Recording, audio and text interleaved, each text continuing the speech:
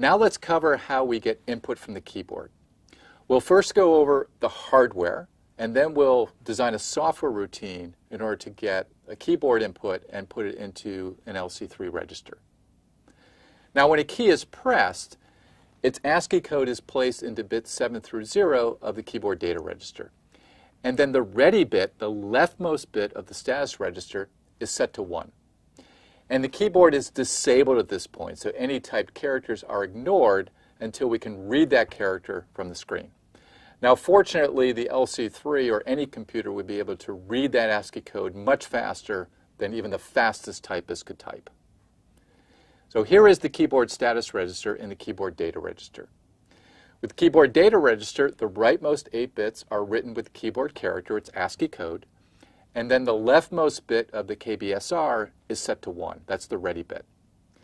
Now when the keyboard data register is read, then the I/O controller resets the leftmost bit of the KBSR, bit 15, to 0, and then the keyboard is re-enabled so that it can receive another key. Now we can design a keyboard input routine using LC3 assembly language that puts the ASCII value of the character into register 0. Here's a general flow diagram of that routine. First of all, we need to check to see whether we have a new character from our keyboard.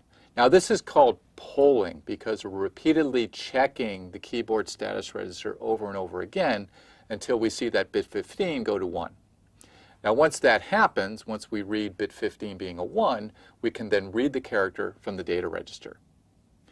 Now here's how that looks in LC3 code. We have a loop where we have a label poll. Now the first instruction in our loop is an LDI instruction. Now if you remember from an LDI instruction, is we go to a memory location. From that location we get an address, and then we use that address to get the actual data.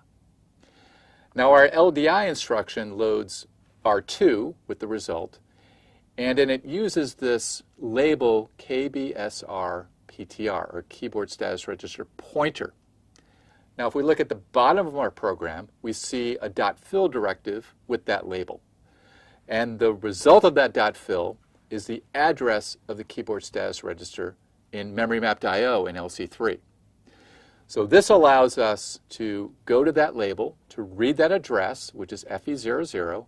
We'll then go to that address, the keyboard status register, and read that result into R2. Now this allows us, using the LDI, if we want to change the location of the status register later on, all we have to do is change the value of this .fill. Now once we've read that and we find that the result of the leftmost bit is a 1, then we'll go and we'll load the data register into R0. So we have a branch which has the Z and P bits being a 1. So long as the result is 0 or the result is positive, now that means the leftmost bit, bit 15, is a 0, we're going to continually poll, continually read that status register. And we'll do that until bit 15 becomes a 1. Then at this point, the branch won't be taken because the Z and the P bits will be 0, because this will be a negative result. Leftmost bit will be a 1. Then we're going to fall out of that polling loop and we're going to load the actual ASCII code into R0. Here again, we're using an LDI instruction with .fill being FE02. Now that's the location, that's the memory map location of the keyboard data register. So this is a complete routine now, complete software routine for continually polling the keyboard status register, and then once we have a keyboard code that's in the data register, when that bit becomes a 1, reading that into R0, and then we can process that as we please.